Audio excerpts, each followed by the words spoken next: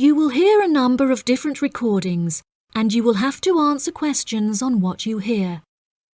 There will be time for you to read the instructions and questions, and you will have a chance to check your work. All the recordings will be played once only. The test is in 4 sections. At the end of the test, you will be given 10 minutes to transfer your answers to an answer sheet. Now turn to Section 1. Section 1. You will hear a woman inquiring about a job vacancy. First, you have some time to look at questions 1 to 4.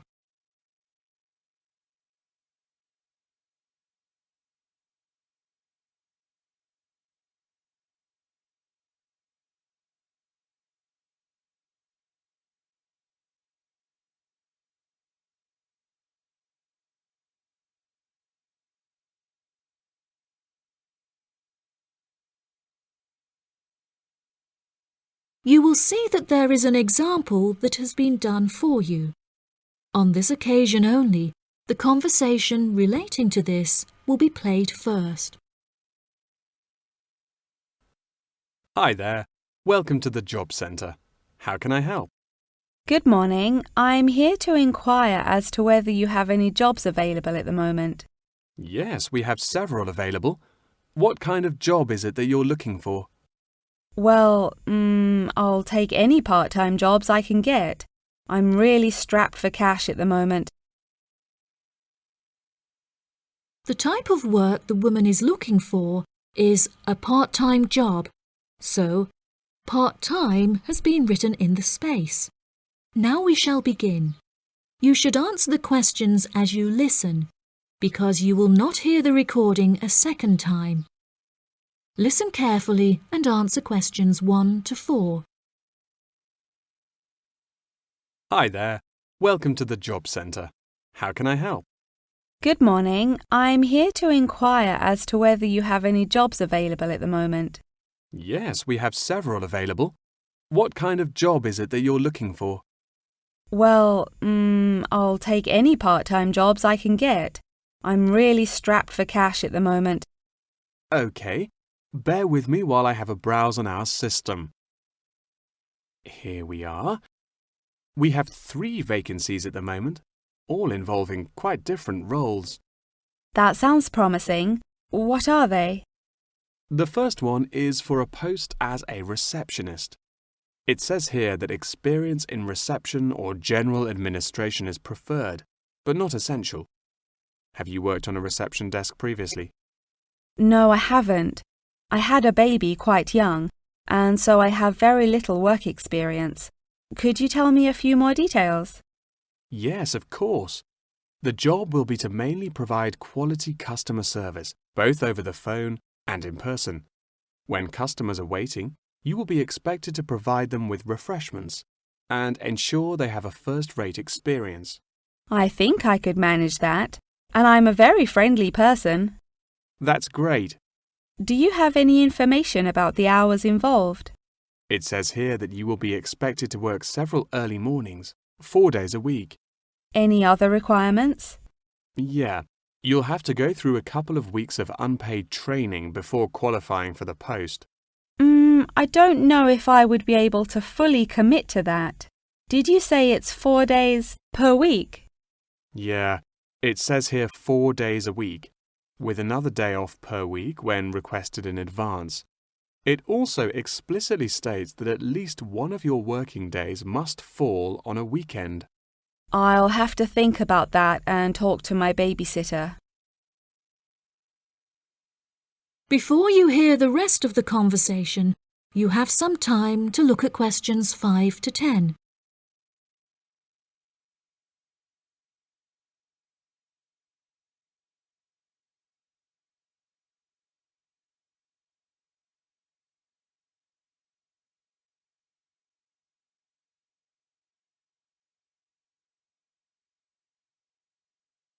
Now listen and answer questions 5 to 10. Are there any other roles beginning later in the day? Yes, There's an advertisement here for a driver. It says you'll need a clean and valid UK driver's license with absolutely no exception. No problems there. I passed my test first time and have never received any points. It also explicitly states that you must be over 25 and have been driving for at least 6 years. That sounds quite exciting. Is there any more information? Yep, it says here that working hours are flexible and the employers are happy to work within your personal schedule since they employ multiple drivers. That's great. The employers ask for a commitment to either mornings 5 days per week, evenings 5 days per week, or 3 full working days per week. I'm sure I can handle all that without a problem. As well as driving the employers to and from work, they will ask you to perform various duties on their behalf, such as collecting the grocery shopping and picking their children up from school. Do they need me to work a day on the weekend as well? No, it says here that they only require you to work on weekdays, not weekends. That sounds interesting. OK, there's only one more left, another customer service related post. It looks like it requires you to work short hours, quite late at night, so it might not be suitable for you. Do you want to hear about it anyway?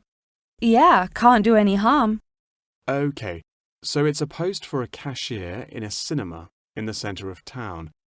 I'm sure you've been to the cinema a few times, so you can guess what kind of role it would be. They're quite short and late shifts, between 5:30 and 10:30 most nights, with slightly longer shifts on Friday and Saturday nights.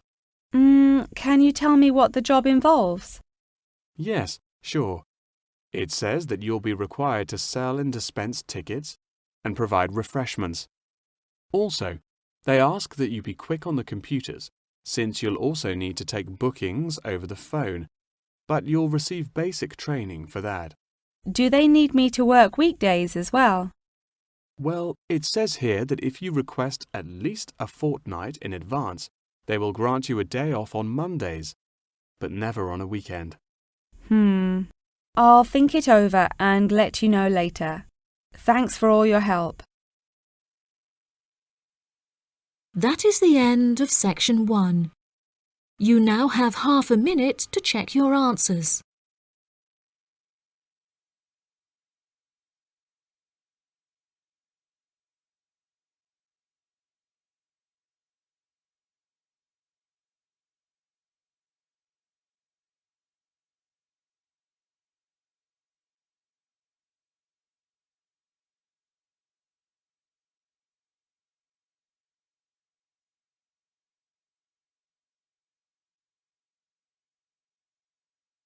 Now turn to section 2. Section 2. You will hear a representative from an organisation called Connection giving a talk about a homestay organisation. First, you have some time to look at questions 11 to 14.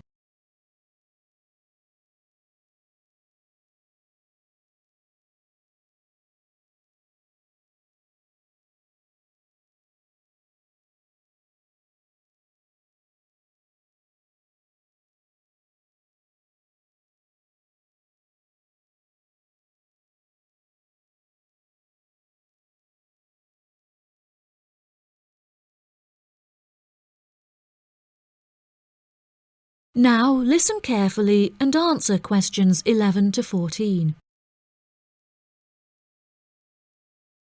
Thank you all for coming to my talk this evening. It's nice to see so many people in the audience. For those of you who don't know very much about Connection, let me start by giving you some background information about it.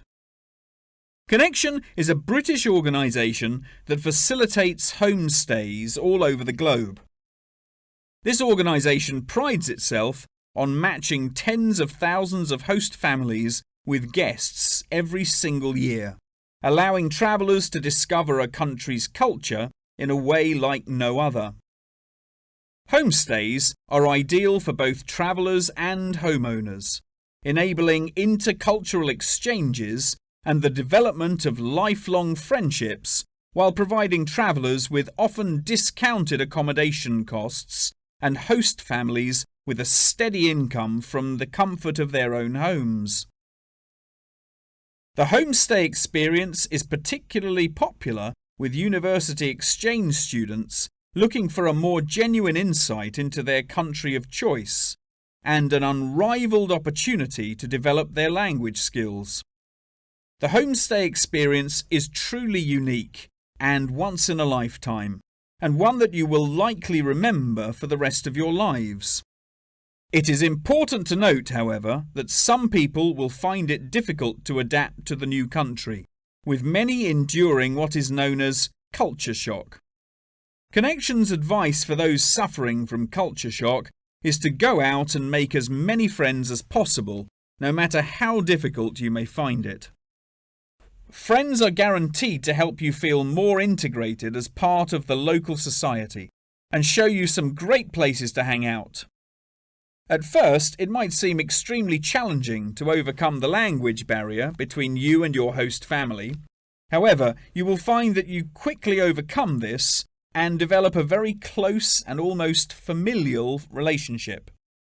Many of our travellers have suggested that they have found discussing their hobbies and other interests with their host families is the best way to overcome any barriers, since you are more likely to find something you share in common. For example, you might find that you are both passionate about football and end up playing in the local field every week. One of our guests undertaking a homestay in a rural area of the UK told us that she and her host now take a Tai Chi class together upon a hilltop at sunrise, calling the experience absolutely breathtaking. After the first few weeks, you will find your understanding of the people around you and their culture deepens by leaps and bounds, and you will soon become one of the locals.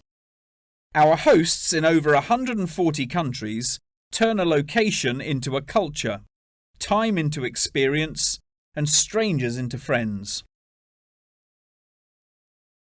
Before you hear the rest of the talk, you have some time to look at questions 15 to 20.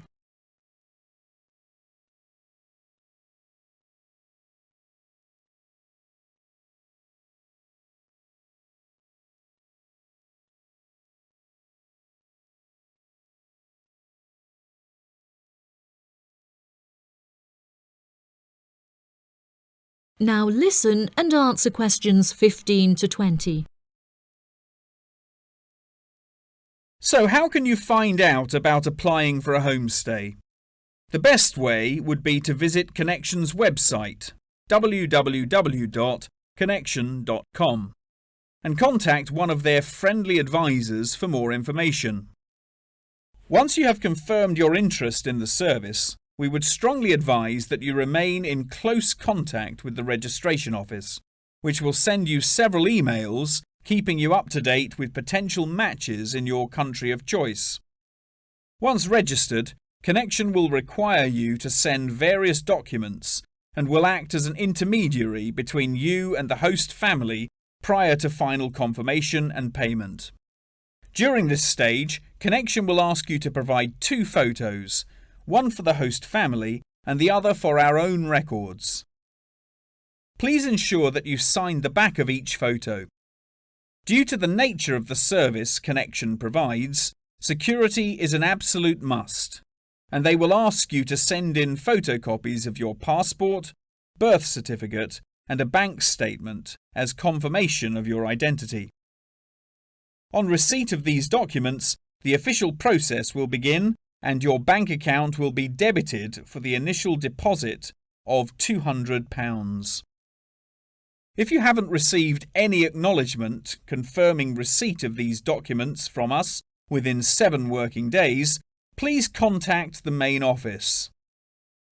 As I mentioned before, due to the nature of the organisation, Connection operates a meticulous screening process, and all applicants will undergo an interview in our head office in London, with exceptions made in extreme circumstances.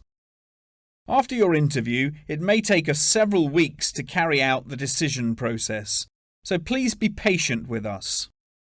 If you would like a fast-track service, please indicate this on your application, and we will notify you of the additional charges. Finally, once we have come to a result about your application, you will receive a decision in the post. If you do not receive an offer of placement, we will refund your deposit within 7 working days. That is the end of Section 2. You now have half a minute to check your answers.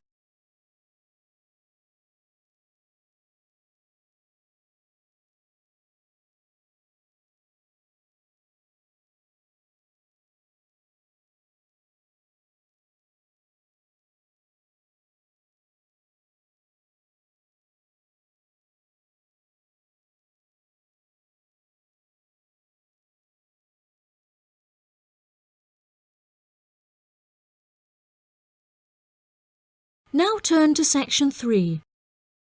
Section 3. You will hear a conversation between 2 students and their professor discussing an essay. First, you have some time to look at questions 21 to 26.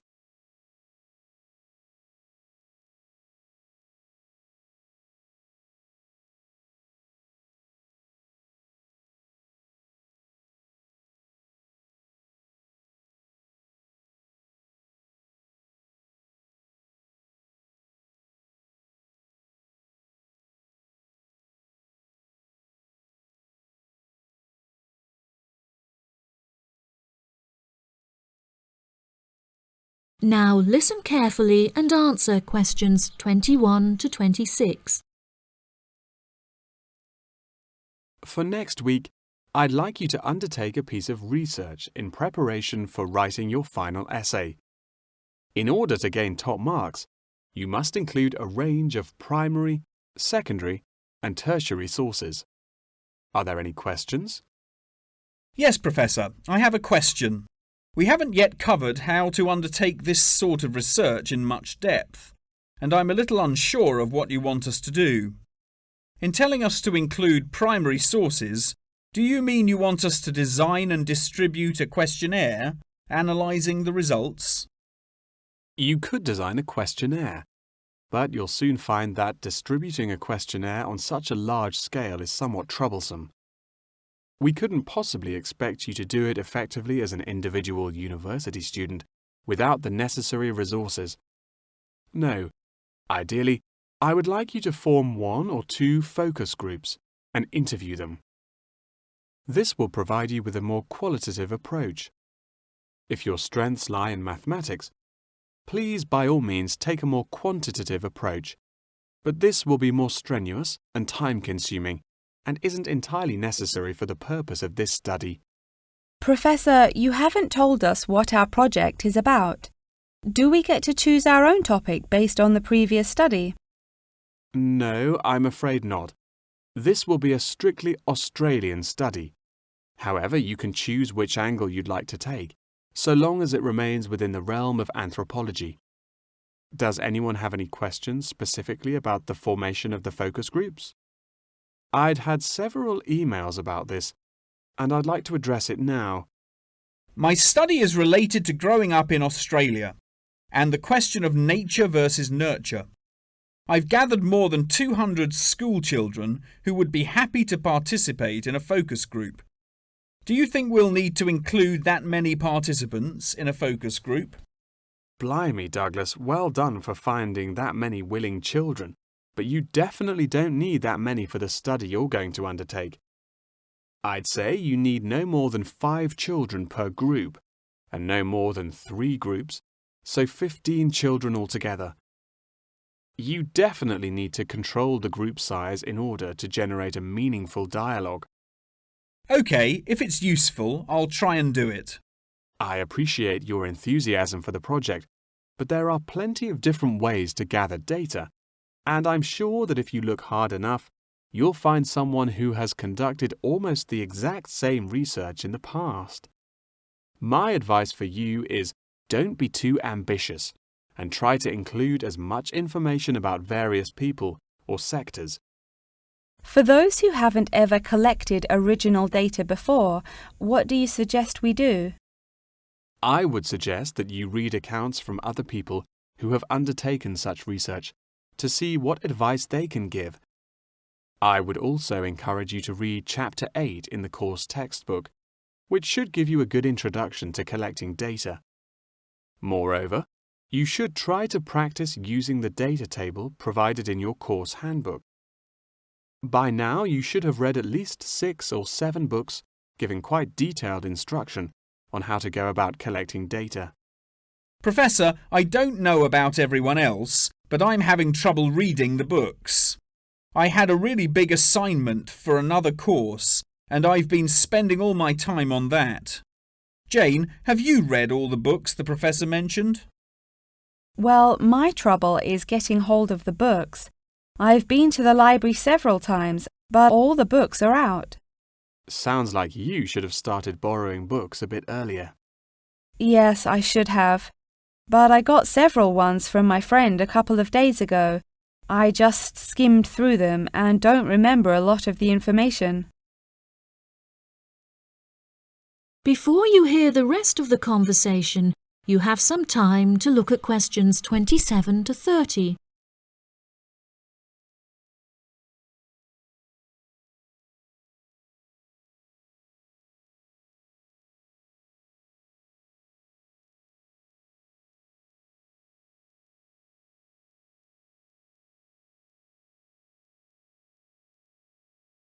Now listen and answer questions 27 to 30. But now let's look at these things. We'll need to start thinking about which ones we'll definitely want to do for the project. OK, the first one here is the final report. If you like, we can work together on the research and data collection side of the project and doing the final write-up. Cool, that sounds good. I'm not sure how much I'd be able to contribute considering I haven't had a chance to read the course material, but I should be able to prepare some sheets and a list of questions that can be used during the focus group sessions. That sounds appropriate. I think so too.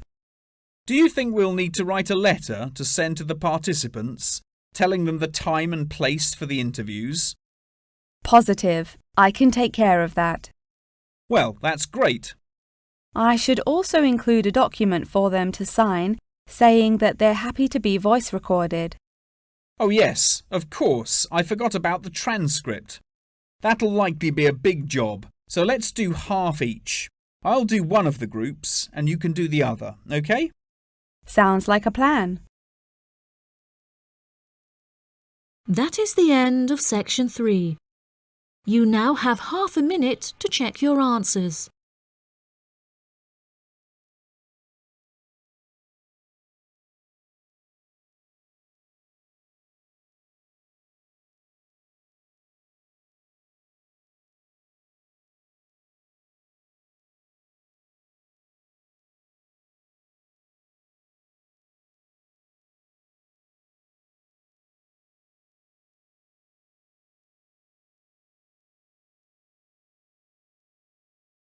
Now turn to section 4. Section 4. You will hear a talk on the research of the graphical symbol. First, you have some time to look at questions 31 to 40.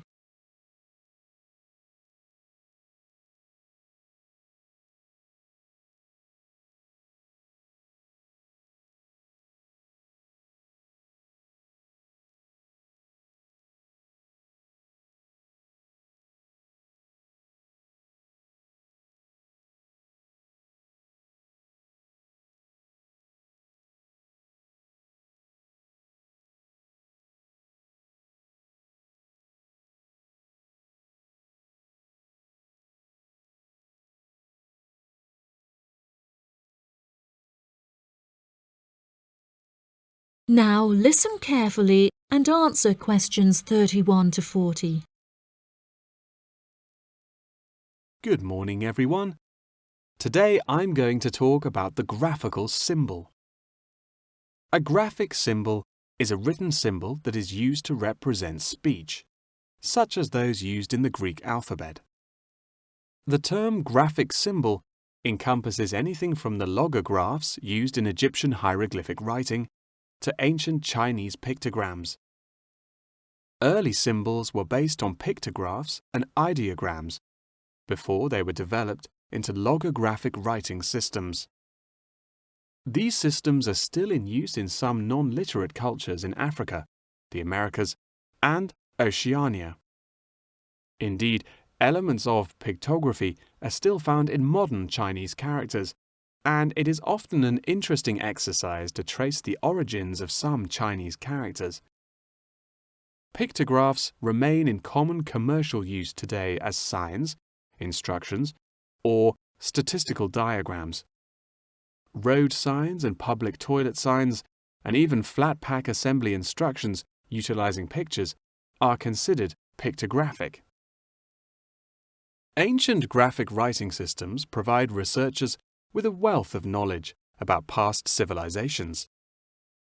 In 1799, one of the most important historical discoveries was made by accident when members of Napoleon's expedition to Egypt found a stone in Rosetta that exhibited 3 different scripts. The stone, now known as the Rosetta Stone, was studied in significant depth by scholars and was first deciphered by Frenchman Jean-François Champollion in 1822. He was able to correctly determine the phonetic values of the symbols, and later research has confirmed his findings. In many of these symbols, lines are used to portray a multitude of meanings, and knowledge and understanding of these lines holds the key to comprehension of graphic writing systems. A key moment in the history of communication was the invention of the Camera Obscura, or camera. Although the concept can be traced back to the 5th century BC Chinese philosopher Mo Ti, the first photographic image was ultimately created in 1826 by Joseph Nicéphore Nicéph. Photography, as it was later known, enables researchers to piece together and better understand history. Today, photography forms a huge part of everyday life, and most publications contain a vast number of photographs. Photography is used in advertising and is now becoming a way to increase awareness of existing world issues. For example, animal welfare charities are increasingly using photography to advertise animals that are at high risk of endangerment. Charity workers are sometimes flown to far-flung locations to document the suffering endured by high-risk animals in an attempt to raise human awareness of their consumption activities and how they impact others. One recent high-profile campaign was undertaken by attaching a camera to the foot of a bird in order to obtain photographs of the animals in their natural habitats and understand how often they come into contact with human waste. A soon-to-be-released documentary about the suffering of animals on Midway Island shows the full extent to which human consumption is harming animals thousands of miles away from us.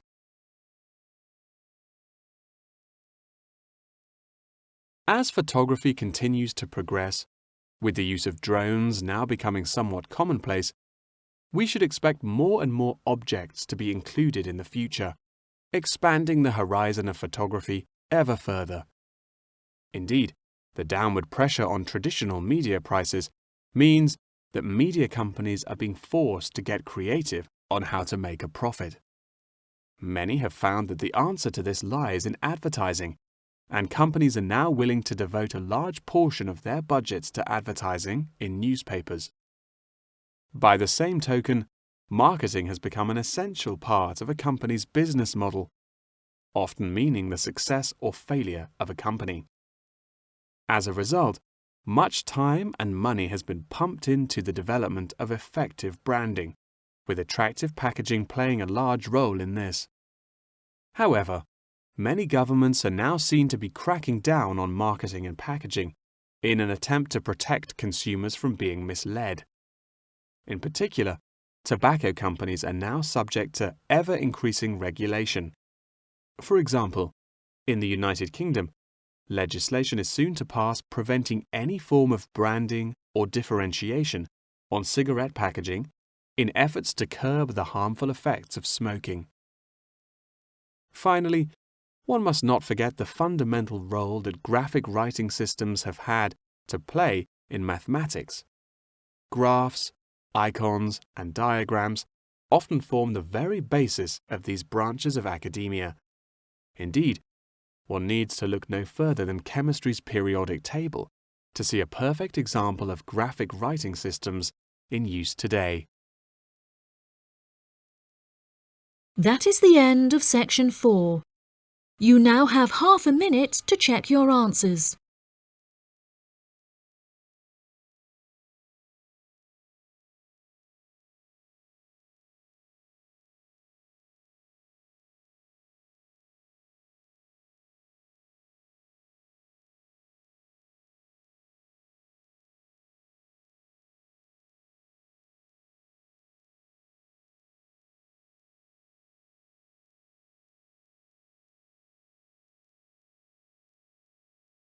That is the end of the listening test. In the IELTS test, you will now have 10 minutes to transfer your answers to the answer sheet.